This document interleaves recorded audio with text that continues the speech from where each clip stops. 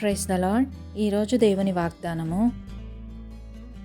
నీవు లేచి రేయి మొదటి జామున మొర్రపెట్టుము, నీళ్లు కుమ్మరించునట్లు ప్రభువు సన్నిధిని నీ హృదయమును కుమ్మరించుము. విలాపవాక్యముల గ్రంథము 2వ అధ్యాయము 19వ వచనము. ప్రియమైన సహోదరి సహోదరులారా, కుమ్మరించడం అనగా ఖాళీ చేయడం. ఆయన సన్నిధిని మీ హృదయములు కుమ్మరించుడి అని దేవుని వాక్యం సెలవిస్తుంది.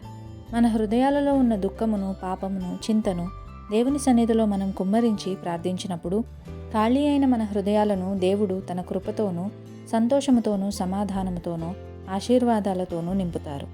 బైబిల్ గ్రంథంలో హన్నా యొక్క జీవితాన్ని మనం చూచినట్లయితే ఆమె గొడ్రాలుగా ఉండి ఎంతో దుఃఖముతోనూ అవమానముతోనూ ఏడ్చుచుండేది.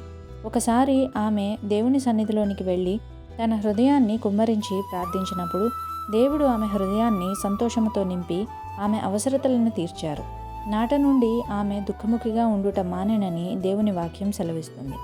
కావున ప్రియులారా, పాపముతో నిండిన మన హృదయాలను దేవుని సన్నిధిలో కుమ్మరించిన ఎడల ప్రతిగా ఆయన అనుగ్రహించు సంతోషమును, సమాధానమును పొందుకొనగలము. అట్టి కృప దేవుడు మనందరికీ దయచేయునుగాక. ఆమేన్.